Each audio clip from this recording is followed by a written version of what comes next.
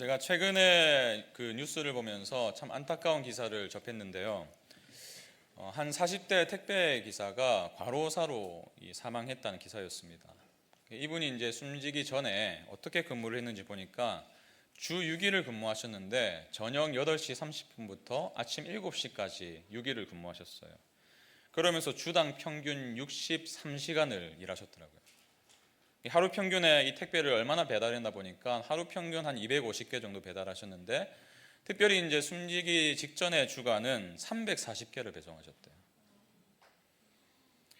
이제 이분의 죽음을 두고 이 택배 노동조합과 또 과로사 대책위원회라는 게 있나 봐요. 그래서 그 택배 회사 앞에서 기자회견 했는데, 이 숨진 분의 아버님이 막 이렇게 눈물로 호소를 하시면서 이렇게 말했다고 합니다. 무릎이 닳아 없어질 것 같다던 아들, 자신이 개처럼 일하고 있다던 아들을 생각하면 가슴이 찢어집니다. 제 아들은 열심히 일한 죄밖에 없습니다. 인간을 인간답게 여기지 않는 기업 횡포가 제 아들을 죽음으로 내몰았습니다. 참 이 아버지의 절절한 이 음성이 마치 들리는 것 같이 이 기사를 보면서 참 가슴이 아팠습니다. 물론 이분이 자신의 생계를 위해서, 먹고 사는 문제를 위해서 이렇게 최선을 다해서 일하셨지만, 이분이 왜 이렇게 무리하게 일을 할 수밖에 없었을까, 참 많은 질문들이 들었어요. 그러면서 한 가지 풍경이 스쳐 지나갔습니다. 제가 분당 우리 교회에서 사역할 때에 지하철로 드림센터까지 출퇴근을 했는데, 지하철 타고 출근을 하면요, 지하철을 좌석에 앉으신 분들이 거의가 졸고 계세요. 잠을 주무십니다. 제가 심지어는 서서 이 손잡이를 붙들고 주무시는 분도 봤어요. 너무 피곤한 거죠, 아침이. 퇴근 시간은 어떨까요? 90% 이상이 스마트폰을 보고 있어요. 영상을 보기도 하고 게임을 하기도 하고 스트레스를 푸는 거죠. 저는 이제 나이가 지긋하신 분이신데 게임을 막 하면서 스트레스 푸시는 모습도 봤어요. 우리는 왜 이렇게 피곤한 삶을 살아갈까요? 왜 우리는 과로를 하면서까지, 우리 몸을 혹사하면서까지 일을 하고 있습니까? 한명철 교수라는 분이 피로사회라는 책을 썼는데요, 그 원인을 이렇게 분석합니다. 우리가 살아가는 이 사회는 성과사회래요. 성과사회.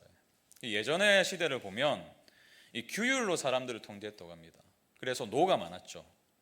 이거 하면 안 돼, 저거 하면 안 돼. 근데 우리가 사는 시대는요, 이제는 예스가 넘쳐나는 시대가 됐대요. Yes, we can. 우리는 할 수 있어. 하면 된다. 노력하면 다 성공하게 돼. 이러한 이제 긍정적인 메시지가 넘쳐나는 시대가 되다 보니, 언뜻 보기에는 이 긍정적인 말들이 보기에 좋지만, 이 말이 우리를 끊임없이 경쟁으로 내몰고 있고, 또 자신을 더 많은 성과를 낼 수 있도록 혹사시키고 있다. 계속해서 자기를 몰아붙이고 스스로를 채찍질하고, 그리고 그런 사람이 실제로 우리 주변에 그런 사람들 많잖아요. 좋은 평가를 받습니다. 와, 저 사람 정말 대단한 사람이야. 저 나이에 최연소 임원이 되다니. 그러니 이 쉼에 대해서 우리 사회는 굉장히 인색한 것 같아요. 목회자들도 마찬가지예요. 코피를 막 흘려가면서 일을 해야 성도님들이, 와, 저 목사님 정말 최선을 다해서 목회하시는구나. 제가 부산에서 분당에 올라오실 때 박정근 목사님이 저에게 딱 한마디 하셨어요. 박 목사, 3년 안에 쓰러져라. 제가 아직 안 쓰러졌어요. 제가 이제 한 대기업의 임원으로 근무했던 프랑스 분이 쓰신 책을 서기로 준비해서 보니까 제목이 굉장히 자극적입니다. 한국인은 미쳤다. 그래서 내용을 보니까 이런 내용이에요. 이분이 이제 한국에 와서 일을 하면서 엄청나게 문화 충격을 받으신 것 같습니다. 이 점심시간도 1시간 남짓 되는데 그 시간마저도 20분 만에 후딱 밥을 먹어 치우고, 나머지 시간은 동료들과 일 얘기를 하고 있고, 과로로 쓰러져서 이제 병문안을 간 사람들이 그 쓰러져 있는 사람에게 언제부터 일할 수 있어요? 물어보고. 그러니까 이 사람의 눈에는 정말 이 한국 사람들이 일에 미쳤구나, 이런 인상을 받았던 거죠. 이 서양에서는 이런 사람들을 가리켜서 워커홀릭이랍니다. 일 중독자.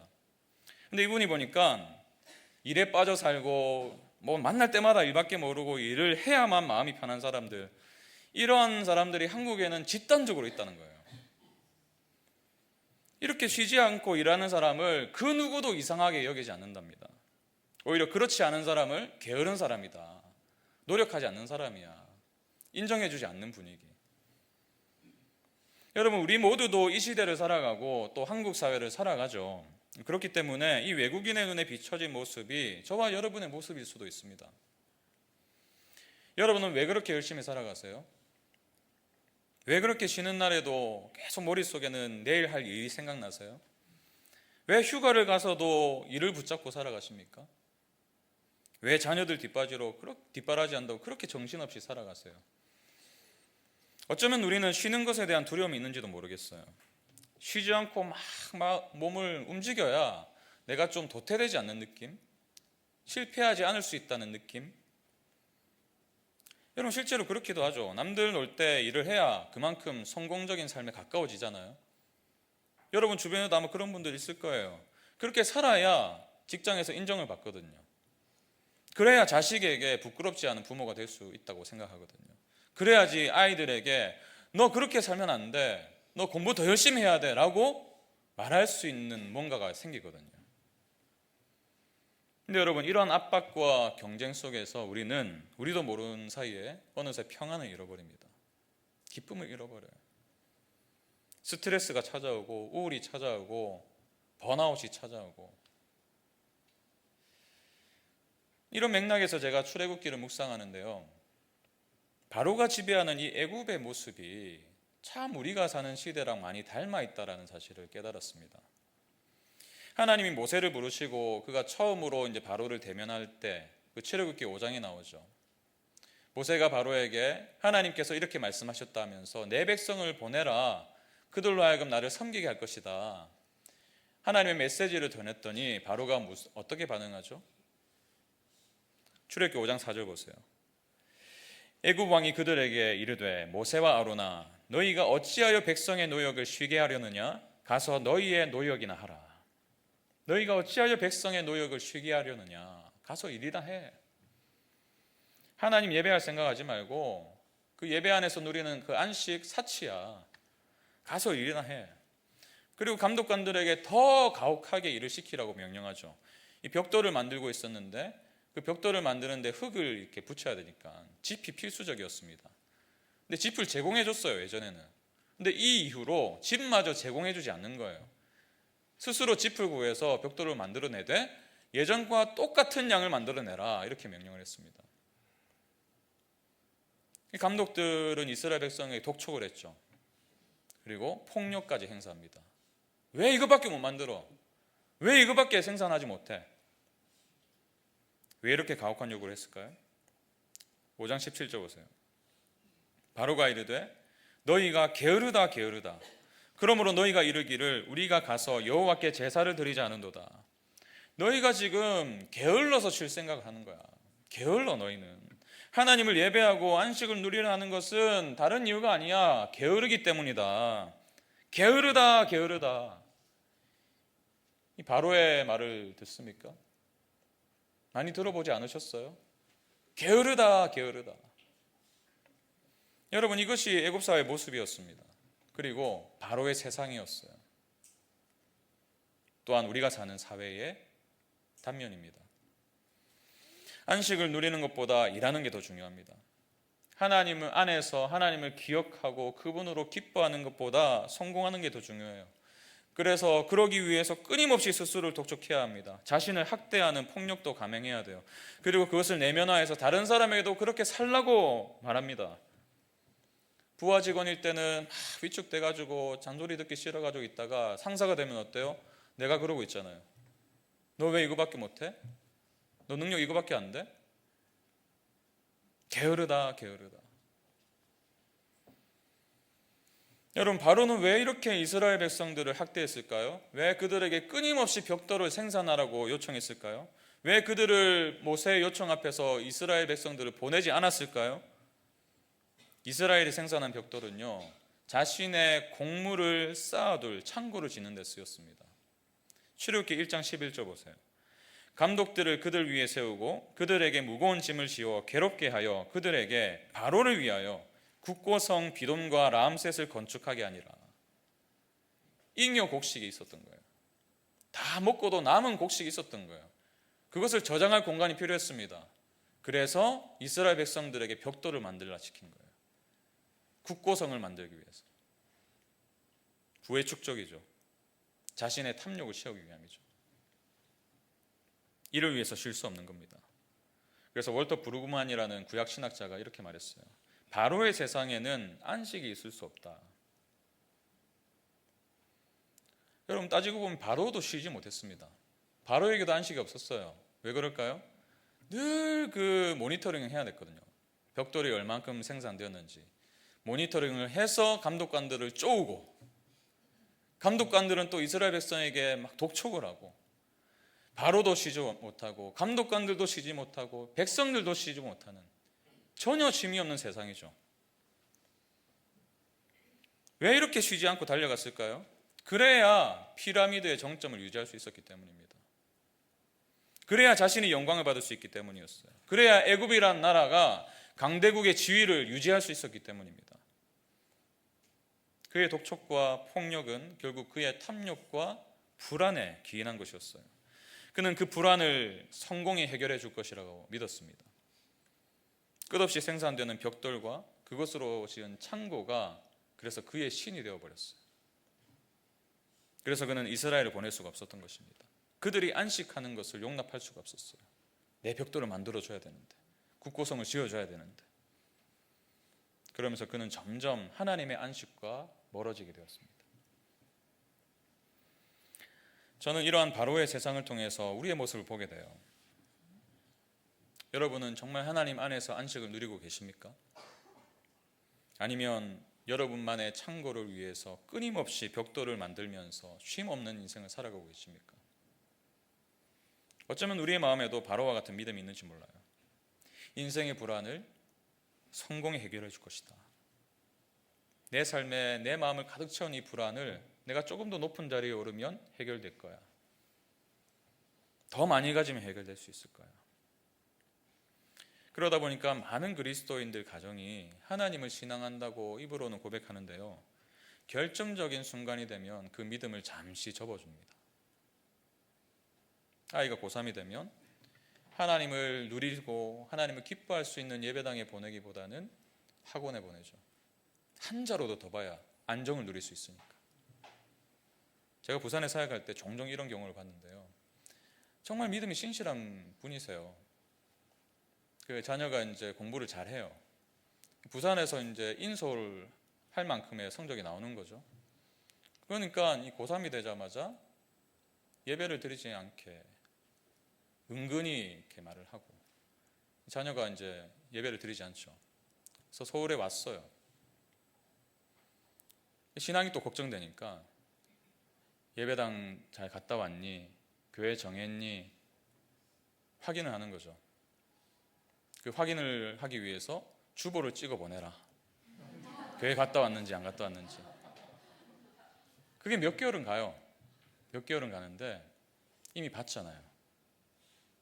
뭐가 더 중요하게 여겨고 있는지 이미 봤잖아요. 그러니까 신앙을 떠나더라고요. 서울 가서 너무 좋았다고 했는데 신앙을 잃어버리는 거예요. 이뿐만이 아니죠. 많은 성도들이 주식과 투자에는 해박합니다. 하나님을 아는 지식에는 너무나 부족해요. 관심이 없습니다. 인간관계를 잘 맺고 싶고, 그래서 성공하는 삶을 살고 싶어서 자기계발서는 엄청나게 탐독을 하는데 말씀을 읽지 않아요. 심지어 예배를 드리기 위해서 예배당은 나오고 예배를 드리고 앉아 있는데 이 순간에도 머릿속에는 예배 후에 약속을 생각합니다. 여러분, 왜 우리는 자신의 창고를 짓기 위해 쉴 새 없이 벽돌을 만들고 있습니까? 왜 우리는 이토록 성공과 성취에 집착을 하고 있습니까? 가만히 살펴보면요, 그것이 나의 존재를 증명해 준다는 강력한 믿음이 있기 때문이에요. 그 성공이, 그 성취가 나를 말해준다고 믿기 때문이에요. 다른 말로 나의 생산성이 나의 정체성이다. 마르바돈이라는 신학자가 있는데 이런 말을 했어요. 한번 잘 들어보세요. 우리 문화의 가장 추한 모습 가운데 하나는 바로 한 사람의 생산성이나 성취로 그의 가치를 판단하는 것이다. 우리의 열등감은 대부분 자신이 하고 싶은 모든 것을 하지 못했다거나 자신이 다른 사람만큼 생산적이지 못하다는 사실에서 비롯된다.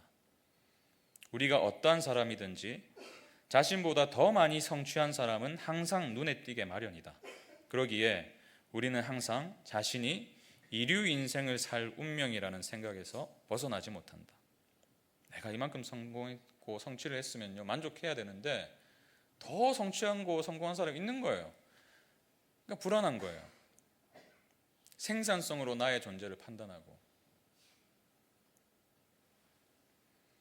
그래서 그렇게 열심히 돈을 벌려고 아등바등 거리는 건 아닌지 모르겠습니다. 좋은 차를 좀 몰아야 사람들이 좀 알아봐주고 좋은 집에 살아야 사람들이 인정해준다는 믿음이 있기 때문에 우리는 그것을 위해서 목표하면서 그렇게 살아가고 있는지도 몰라요. 적어도 강남에 살아야지, 적어도 분당은 살아야지 위축되지 않으니까. 여러분, 세간에 떠도는 말 중에 이런 말이 있더라고요. 어디 사는지 물어봤을 때 경기도민의 반응이래요. 한번 들어보세요.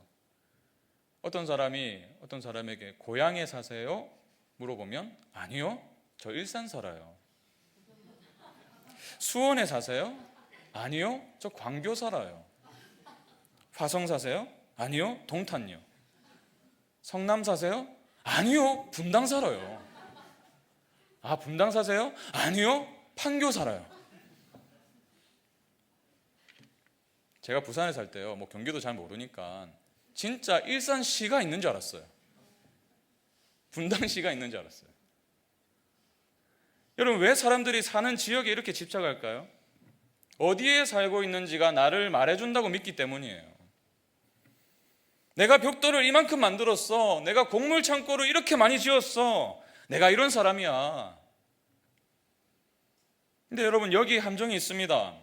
우리가 만들어낸 벽돌과 창고는요, 실제로 우리를 불안에서 해방시킬 수 없어요.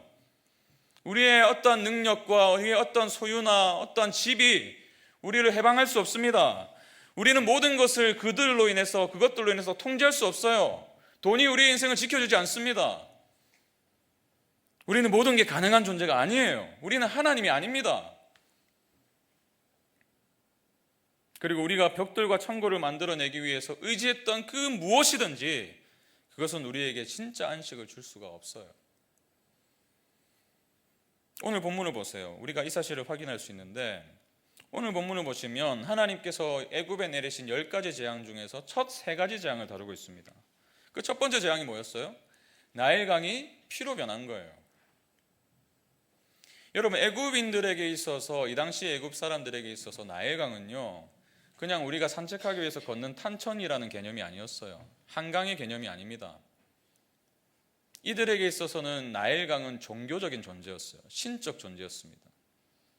나일강이 없으면 농사도 못 짓죠. 물고기도 못 잡아먹죠. 배를 타고 이동도 못하죠.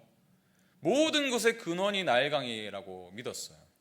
그래서 바로는요, 1년에 한 번씩 이 나일강에 범람하고 땅이 비옥하게 되도록 이 제사를 지냈습니다. 종교의식을 가졌어요. 이들에게 있어서 나일강은 창조주였습니다. 공급자였어요. 근데 그 나일강이 피로 바뀐 거예요. 생명의 강인 줄 알았는데 죽음의 강이 되어버린 거예요. 악취가 났습니다. 도저히 마실 수 없는 물이 되었어요. 개구리 재앙도 마찬가지죠. 개구리 역시 애굽의 신 중에 하나로 여겨졌습니다. 헤케트라는 신인데 여신이에요. 풍요와 다산을 상징했습니다. 왜 그런가 하면 나일강이 범람할 때에 그 범람기가 끝나고 나면 개구리들이 막 올라오잖아요. 이것을 보고 와, 개구리가 우리에게 생명을 주는 존재구나. 다산의 상징. 근데 그 개구리 역시 재앙이 되어버렸잖아요. 생명의 원천이라 믿었던 나일강도, 다산의 상징, 풍요를 안겨다 줄 것이라 믿었던 개구리도 더 이상 그들에게는 안식의 대상이 아니었습니다. 그들에게 안식을 줄 수 없었어요. 혼란을 가져왔을 뿐이죠. 저는 본문을 묵상하면서 정말 재밌는 사실 한 가지를 발견했는데, 나일강이 피로 변하고 또 개구리가 온 땅을 덮었을 때요, 바로가 어떻게 반응했어요? 자신의 요술사들을 불렀습니다. 그들이 어떻게 했어요? 나일강을 회복했습니까? 개구리를 사라지게 만들었어요? 그럴 수 없었어요. 오히려 이렇게 행동했습니다. 출애굽기 7장 21절 22절. 나일강의 고기가 죽고 그 물에서는 악취가 나니 애굽 사람들이 나일강 물을 마시지 못하며 애굽 온 땅에는 피가 있으나 애굽 요술사들도 자기들의 요술로 그와 같이 행함으로 남아있던 물도 다 피로 만들어버렸어요. 8장 7절도 보세요. 개구리가 막 들끓자 요술사들을 부릅니다. 요술사들도 자기 요술대로 그와 같이 행하여 개구리가 애굽 땅에 올라오게 하였더라. 안 그래도 지금 막 개구리로 미치겠는데 개구리를 더 올라오게 한 거예요. 그들이 정말 능력이 있는 존재였다면요, 피를 물로 바꿨어야죠. 죽음을 생명으로 바꿨어야죠. 혼란을 질서로 바꿨어야죠. 근데 그러기에는 그런 능력이 없었던 겁니다. 비슷하게 할 수는 있었는데 그것을 역전시키는 능력은 없었던 거예요. 죽음을 생명으로 바꾸지 못했고 악취를 향기로 바꿀 수 없었습니다. 여러분, 이것이 우리 모든 인간의 한계예요. 내가 더 풍요롭게 살고자 내가 더 많은 개구리를 만들 수는 있겠지만 결국 그것은 악취가 나는 사체로 변했을 뿐입니다. 그리고 우리는 이러한 일들을 언제든지 듣고 있고 경험하며 살아가요.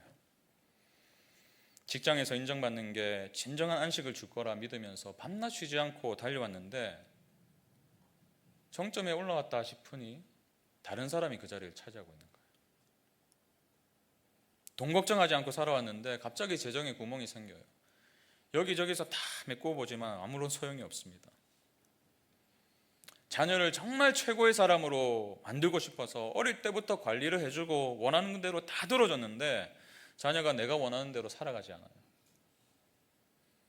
나름대로 노력합니다. 그러나 우리는 피가 된 강물을 다시 식수로 바꿀 수가 없습니다. 온 나라를 쑥대밭으로 만든 개구리를 사라지게 할 수도 없어요. 우리가 애써보는 것은 재앙에 재앙을 더하는 것입니다. 그러니까 안식이 없어요. 그래서 지금도 어쩌면 악취가 나는 일상에서 내가 안식을 만들어낼 수 없다는 사실을 절절하게 깨닫고 있는지도 모르겠어요. 나 스스로가 하나님이 되려는 시도. 그래서 내가 모든 것을 통제할 수 있다고 믿고 살아온 그 삶의 열매는 결국에는 마실 수 없는 물이고 악취나는 개구리의 사체와도 같습니다. 그래서 하나님은 모세를 애굽에 보내셨어요. 하나님 안에서의 안식을 누리게 하기 위해서 바로의 세상으로부터 이스라엘을 건져내실 뿐만 아니라 바로에게도 참된 안식의 주인이 누구인지를 알게 하기 위해서 하나님은 모세를 보내셨습니다. 그래서 하나님은 모세에게 이 말씀을 주셨죠. 내 백성을 보내라. 그러면 그들이 광야에서 나를 섬길 것이라. 광야에서 나를 섬길 것이라. 여러분, 하나님을 섬기는 건요, 바로를 섬기는 것과는 완전히 다른 차원이에요. 바로는 독촉과 폭력으로 백성들을 다루었지만 생산성과 그들이 만들어낸 무언가로 그들의 인생을 평가하고 그들의 정체성을 규정했지만 하나님은 은혜와 사랑으로 우리 인생을 다스리시는 분이세요. 우리의 생산성과는 관계없이 우리를 예수님 안에서 인정해 주시고 받아들여 주시는 분이십니다.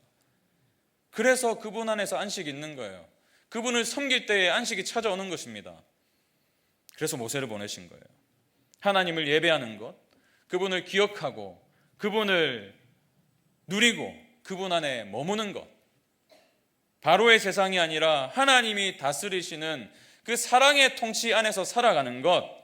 그래서 끊임없이 자신의 능력으로 스스로를 증명해야 되고 쉼 없는 삶을 살아감으로 불안을 해소하려고 하는 이 피로서에서 해방되는 것, 끊임없이 독촉하고 스스로 채찍질해야 되는 노역의 삶에서 참된 쉼을 누리게 하는 것, 이러한 삶을 주시기 위해서, 이러한 안식을 선물하시기 위해서 하나님은 모세를 보내신 것입니다. 여러분, 우리는 이것을 어떻게 할 수 있습니까? 출애굽한 이후에 이스라엘 백성들에게 하나님은 만나와 메추라기를 주십니다. 특별히 만나를 주실 때에 이런 말씀하셨죠. 6일 동안 아침에 너희가 만나를 거둘 것이다. 그러나 6일째에는 이틀치를 거두고 7일째에는 아무도 나가지 말라. 그날에는 없을 거야. 안식이죠. 안식의 의미를 가르치고자 하셨던 거죠. 내가 너희를 애굽에서 불러낸 이유는 안식을 위함이야. 만나를 통해서 이것을 배워야 돼. 여러분, 이것의 의미가 뭐예요? 우리가 최선을 다해서 살아가는 인생을 살아가야 되지만 우리의 모든 삶의 공급자는 누구라고 말씀하시는 것입니까? 나의 노력의 산물이 아니라 하나님의 선물이라고 말씀하시는 거예요. 우리가 영위하고 누린 모든 것들은 내 노력의 결과가 아니라 하나님이 은혜로 주신 선물이라는 것을 가르치기 원하셨던 것입니다. 내가 이것을 알게 하기 위해서, 내 안에서 안식을 누리게 하기 위해서 너희를 건져내었다. 그래서 하나님은 십계명을 주실 때요, 안식일을 지키라고 계명으로 주셨어요. 근데 네 번째 계명을 주셨죠. 제가 궁금해졌어요. 왜 10가지 계명 중에 네 번째로 안식일을 거룩하게 지키라고 말씀하셨을까? 그래서 자료를 찾아보니까 이런 의미가 있더라고요. 1계명부터 3계명까지의 계명의 핵심은 뭐죠? 하나님 사랑이에요.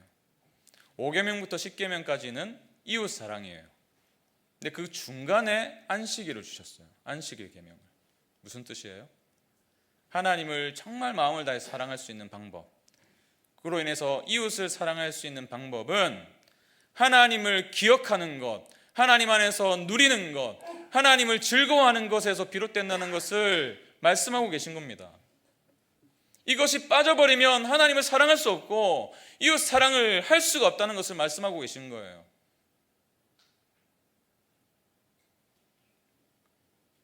여러분, 그래서 하나님은 모세를 보내주셨습니다. 그리고 똑같은 이유로 저와 여러분의 인생에 예수 그리스도를 보내주셨어요.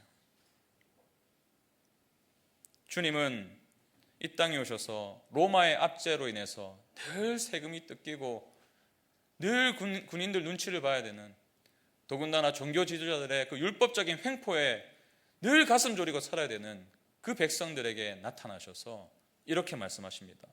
마태복음 11장 28절 30절.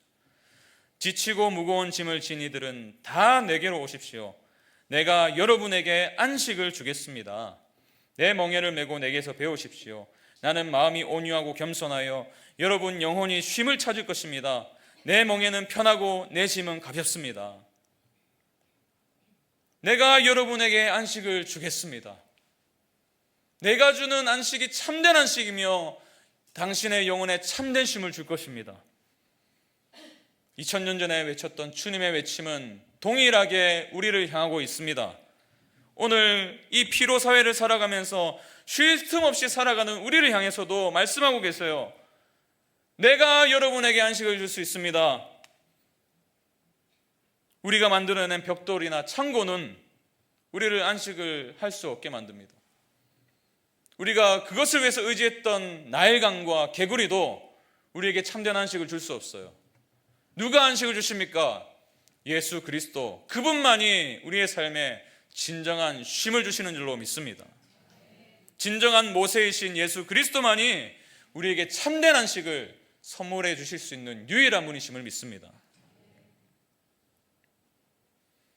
이 믿음 가지고 말씀을 마무리하면서 제가 오늘 본문을 통해서 발견한 진정한 안식을 추구하기 위해 필요한 3가지를 한번 정리해 봤어요. 여러분, 정말 진정한 안식이 주님 안에 있음을 믿으시죠? 정말 그분만이 우리에게 참된 평안을 주심을 믿으십니까? 그렇다면 이 3가지를 살아가십시오. 첫 번째 필요한 게 뭐냐면 안식이 필요하다는 것을 인정하셔야 돼요. 나에게 안식이 필요하다. 여러분, 바로의 마음이 첫 번째 재앙에서 돌아섰더라면 얼마나 좋았을까요? 나일강이, 자기가 의지했던 그 생명줄에로 여겼던 나일강이 피로 변해가지고 하나님의 영광 앞에 무릎 꿇고 내가 하나님을 알게 되었습니다. 하나님만이 내 인생의 참된 주인이십니다. 우리나라에 참된 안식을 주실 수 있는 유일한 분이십니다. 고백했으면 얼마나 좋았을까요? 그러나 그는 마음을 완악하게 먹었습니다. 본문 보세요. 7장 23절. 바로가 돌이켜 궁으로 들어가고 그 일에 관심을 가지지도 아니하였고. 쉴 필요가 없다는 거예요. 하나님 주신 안식 필요 없다는 겁니다. 관심도 없었어요. 여러분 정말 안식을 원하신다면 내가 안식이 필요한 자임을 인정하셔야 됩니다. 관심을 가지셔야 돼요. 오늘 제가 긴 시간 할애해서 왜 우리의 삶에 안식이 필요한지, 왜 이 피로사회를 살아가는 우리 모두가 주님 주신 안식 안에서 자유를 누릴 수 있는지 살펴보았잖아요. 근데 이 말씀을 들으시고 그냥 흘러보내시면 또다시 우리는 월요병으로 시달리게 될 거예요. 내일만 딱 생각하면, 내일 직장 갈 거 생각하면 한숨부터 나오고, 내일 애들 막 깨워가지고 막 학교 보낼 생각하면 막 침울해지고, 월요병. 여러분, 그 장소를 떠난다고 해서 해결되지 않습니다. 여행 떠나시잖아요, 여러분. 스트레스 풀려고. 와, 자유다. 근데 돌아오는 건 뭐예요? 그 시간이 끝나면 또다시 돌아와야 돼. 떠나는 게 문제가 아니에요, 여러분. 시간이 문제입니다. 시간. 그 일상의 현장에서, 그 장소에서 하나님께 내 시간을 내어드리는 것. 내가 정말 이 시간이 필요하다는 것을 인정하셔야 돼요. 그래야 우리의 삶에 정리가 됩니다. 두 번째 필요한 게 뭐냐면, 이것을 발견하셨다면, 이 피로를 느끼셨다면 내일로 미루면 안 돼요. 저는 오늘 본문을 묵상하면서 한 구절에 한참 눈이 머물렀습니다. 출애굽기 8장 9절 10절. 모세가 바로에게 이르되 내가 왕과 왕의 신하와 왕의 백성을 위하여 이 개구리를 왕과 왕궁에서 끊어 나일강에만 있도록 언제 간구하는 것이 좋을는지 내게 분부하소서. 바로에게 선택권을 준 겁니다. 언제든지 내가 당신이 요청하는 때에 하나님께 기도할 테니까 언제가 좋을지 당신이 선택하세요. 저 같으면요, 막 지금 고통스럽잖아요. 온 백성이 지금 개구리 때문에 혼비백산해가지고 혼란스럽고 질서가 없는 상태라면 당장요, 당장 이렇게 말했을 것 같아요. 근데 바로의 말을 보세요. 그가 이르되 내일이니라. 그가 이르되 내일이니라. 왜 한참 머물렀냐면 이 바로의 말이 종종 저에게도 있더라고요. 하나님 뭔가를 알려주시고 깨닫게 해주시면요, 당장 내가 그 필요를 알고 당장 내가 주님을 갈구하고 갈망합니다라고 돌아서야 되는데, 주님 내일 할게요. 내일부터. 다이어트도 내일부터잖아요. 여러분, 오늘이에요. 내일이 아닙니다. 오늘 이 시간이에요. 지금 예배드리는 이 시간에 여러분의 마음의 방향을 결정하십시오. 정말 내게 주님이 주시는 안식이 필요하다. 바쁘고 정말 치열하게 인생을 살아가지만 그 직장을 내 개인이 바꿀 수가 없잖아요. 그래서 저항이라는 거예요. 저항해야 돼요. 정말 안식을 누리려면 치열하게 저항해야 됩니다. 이 예배 시간에 마음에 결단하세요. 오늘 주님, 제가 주님 주시는 안식을 마주하고 싶습니다. 내가 불안을 해소하려고 했던 모든 시도들 주님 발 앞에 내려놓길 원합니다. 그 대신에 주님을 믿고 의지하는 시간이 되길 원합니다. 오늘 당신의 삶을 위해 주님의 은혜를 구하세요. 여러분, 주일은요, 한 주의 끝이 아닙니다. 주말이 아니라 한 주의 시작이에요. 그래서 케빈 드영이라는 사람이 이렇게 말을 했어요. 주일은 레크레이션의 시간이 아니다. 그냥 레저를 즐기고 여가를 즐기는 날이 아니라 리크리에이션의 날이다. 재창조의 날이다. 하나님이 나의 인생에 새로운 창조를 행하시는 날. 그래서 그 새로운 마음을 가지고 내일을 살아가는, 한 주를 살아가는, 주님이 나의 공급자이십니다. 주님이 나의 창조주이십니다. 주님이 여전히 살아계십니다. 내 삶을 붙들고 계십니다. 이 믿음의 고백으로 한 주간을 살아갈 때에 주일이 기다려지는 거예요. 내일이 아닙니다. 오늘임을 기억하세요. 마지막으로 안식을 누리기 위해서 필요한 마지막 한 가지는 하나님의 권능을 인정하셔야 됩니다.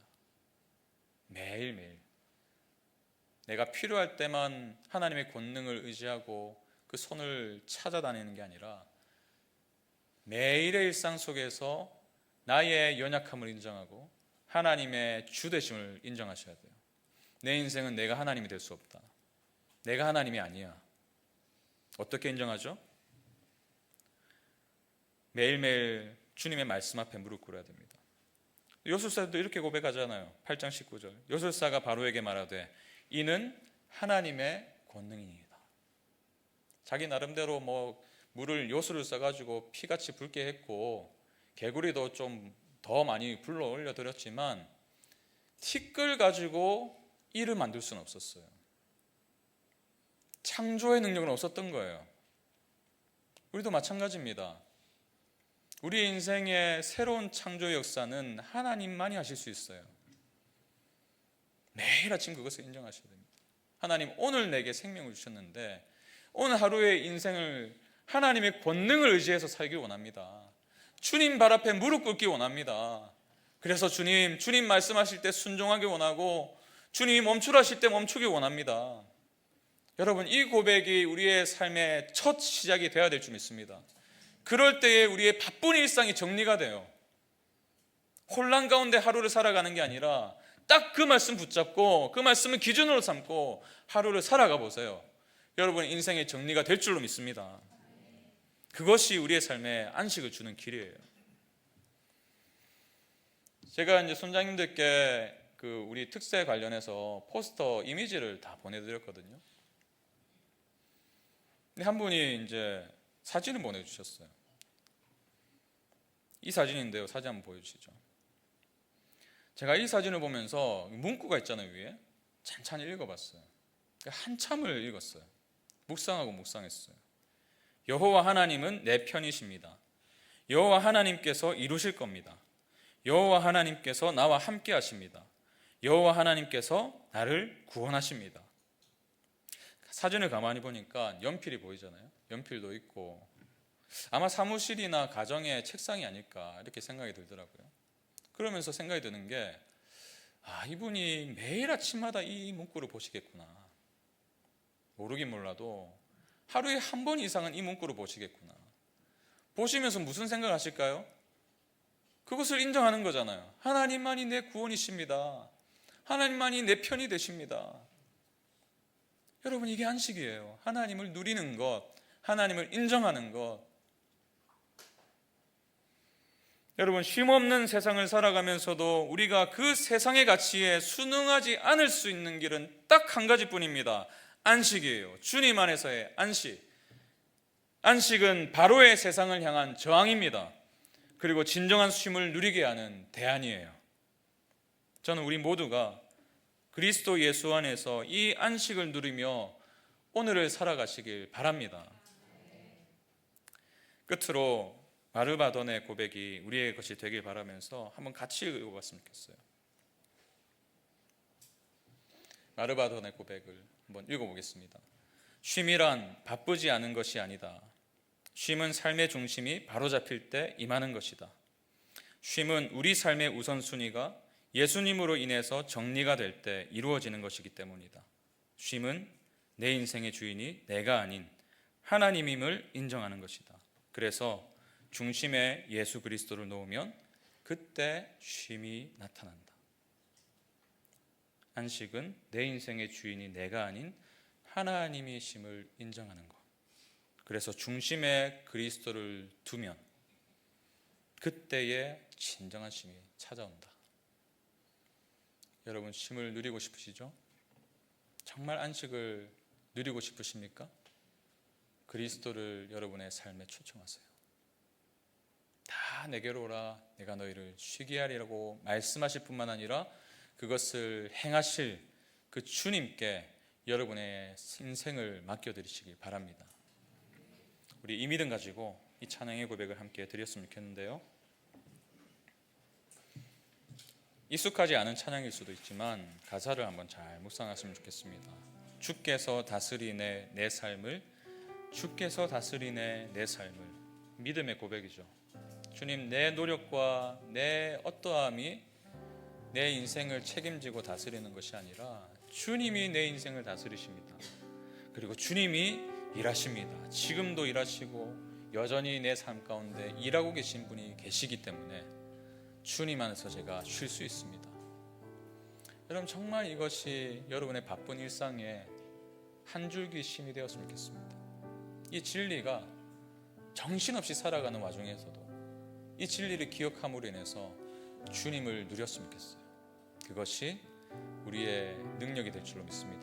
우리 이 믿음 가지고 함께 고백하며 나아갑시다. 주께서 다스리네 내 삶을, 주께서 다스리네 내 삶을, 주께서 다스리네 내 삶을, 주께서 일하시네, 일하시네 지금도, 주께서 일하시네 내 삶. 우리 다시 한 번 더. 주께서 다스리네 내 삶을, 다스리네 내 삶을, 주께서 다스리네 내. 여러분 정말 믿으십니까? 주께서 일하시네 지금도, 지금도, 주께서 일하시네 내 삶. 그렇기 때문에 주님만 의지해요. 의지해요. 주님만 의지해요. 주님만 의지해요. 예 주님, 주님만 의지해요. 주님만 의지해요. 주님만 의지해요. 예, 주께서 다스리네 이 땅을, 주께서 다스리네 이 땅을, 주께서 다스리네 이 땅. 주께서 일하시네 이 순간, 주께서 일하시네 이곳에,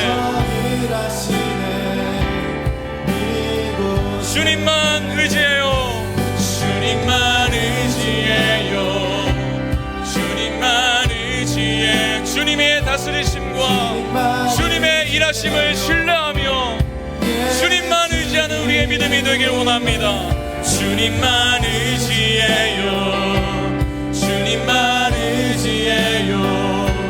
주님만 의지해요. 예, 주님만 예배해요. 주님만 예배해요. 주님만 예배. 우리가 섬겼던 그 모든 것들을 내려두고 주님만 예배하길 원합니다. 주님만 예배해요. 주님만 예배해요. 주님만 예배해요. 주님만 사랑해요. 주님만 사랑해요. 이 시간 우리를 구원하시고 우리의 공급자가 되시는 주님을 기억합니다. 여전히 은혜와 사랑으로 우리를 다스리시는 주님을 기억합니다. 주님만 사랑해요. 주님만 사랑해요. 주님만 사랑해요. 예 주님. 여러분 정말 이것을 믿으세요? 우리 주님이 우리의 삶을 다스리세요. 우리 주님이 우리의 인생을 먹이시고 입히십니다. 우리 주님 여전히 살아계세요. 그렇기 때문에 우리가 주님을 의지할 때, 주님을 예배할 때, 주님을 사랑할 때 거기에 참된 안식이 있는 거예요. 우리의 모든 불안을 주님만이 해결해 주실 수 있습니다. 이 시간 믿음 없음을 좀 돌아봅시다. 주님께 고백했으면 좋겠어요. 주님, 제가 정말 이 진리를 믿고 있고 그렇게 고백도 하며 살아가지만 너무나 연약해서 상황이 조금만 틀어지면 또다시 낙심하고 불안해하고 두려워하는 하나님, 그런 저의 인생입니다. 그래서 다시 벽돌을 만들기 시작하고 창고를 짓기 시작하고 나일강과 개구리를 의지하는 그런 어리석은 인생이 저입니다. 주님, 제가 만든 나일강은 무엇입니까? 제가 의지하고 있는 개구리는 무엇입니까? 그러나 우리의 노력과 능력이 죽음을 생명으로 바꿀 수 없음을 믿습니다. 개구리를 더할 수는 있겠지만 없애지는 못함을 인정합니다. 산꼭대기로 열심히 돌을 밀어 올려도 다시 그 돌이 굴러 내려가는 것, 그런 인생을 우리가 살아감을 인정합니다. 그렇기 때문에 주님께서 우리에게 예수 그리스도를 보내주신 줄 믿습니다. 수고하고 무거운 짐진 자들아 다 내게로 오라, 내가 너희를 쉬게 하리라. 내가 안식을 줄 것이다. 벽돌과 창고가 아니라 나일강과 개구리가 아니라 내가 참된 안식을 줄 수 있다. 주님, 우리가 이 초대 앞에 내일로 미루지 않게 하여 주십시오. 오늘 이 시간 겸손히 주님을 찾고 구하게 하여 주십시오. 당신의 권능을 인정하게 하여 주시고 날마다 주님 앞에 무릎 꿇는 인생이 되게 하여 주시옵소서. 내가 내 인생의 하나님이 되려 하지 않고 하나님의 하나님 되심을 인정하며 살아가는 매일 아침이 될 수 있도록 도와주시고, 하나님, 그로 인해서 그 안식을 누림으로 해서 모든 일상이 정돈이 되고 정리가 되는 그런 은혜를 살아갈 수 있도록 인도하여 주시옵소서. 아무리 바쁜 일상을 살아가지만 주님을 기억하게 하여 주시옵소서. 주님의 은혜를 의지하게 하여 주시옵소서. 우리 그 마음 가지고 함께 기도로 나아가시겠습니다. 아버지 하나님, 그렇습니다. 주님, 우리의 인생을 주님께서 돌보아주시고 주님께서 여전히 우리의 인생을 다스리고 계심을 믿음으로 고백합니다. 하나님, 우리의 삶에 종종 찾아오는 불안함들이 있습니다. 두려움이 있습니다. 내가 이렇게 해서 어떻게 먹고 살까라는 염려와 걱정이 날마다 우리의 마음을 짓누르고, 하나님, 마치 바로처럼 하나님, 그래서 계속해서 벽돌을 만들어야 될 것 같고, 하나님, 바로를 위해서 국보석을 지어야 될 것 같은 하나님, 그런 압박과 스스로를 향한 채찍질이 여전히 우리의 내면에 있습니다. 그러나 주님, 오늘 이 말씀을 통해서 다시 한 번 더 주님을 기억하기 원합니다. 안식일을 기억하고 그날을 거룩하게 지키라는 그 계명에 순종하기 원합니다. 내 매일의 일상 속에서도 하나님, 그 안식의 시간을 추구할 수 있도록 도와주십시오. 내가 그 시간이 없으면은 온전한 삶을 살아갈 수 없다는 존재임을 자각하고 인정하며 그 필요를 구하게 하시고, 하나님, 그래서 그 필요를 하나님 발견케 하신 주님 앞에 내일로 미루지 않고 오늘 나아가서 오늘 주님의 말씀을 듣고 오늘 그 기준을 가지고 살아가는 우리의 인생이 될 수 있도록 도와주시옵소서. 그래서 주님, 날마다 우리의 삶에 주님의 권능을 인정하게 하시고 주님이 내 인생의 공급자이시며 내 인생의 책임자 되시며 내 인생의 구세주가 되심을 인정하며 살아가는 우리 모든 인생이 될 수 있도록 도와주시옵소서. 주님, 그로 인해서 우리의 삶의 고백이 날마다 이 고백, 주님만 의지한다는 고백, 주님만 예배한다는 이 고백이 우리의 매일의 삶에 넘쳐 흐를 수 있도록 도와주시고, 아버지 하나님, 우리가 이 모든 사회를 변화시킬 수는 없다 할지라도 내 개인의 삶의 변화를 통해서 우리 주변의 사람들에게 이 놀라운 안식의 가치를 전달할 수 있을 줄 믿사오니, 하나님을 의지하는 인생, 하나님 예배하는 인생, 주님을 사랑하는 인생 살게 하여 주시옵소서. 그렇게 하신 주님을 찬양합니다. 함께 하신 주님을 찬양합니다.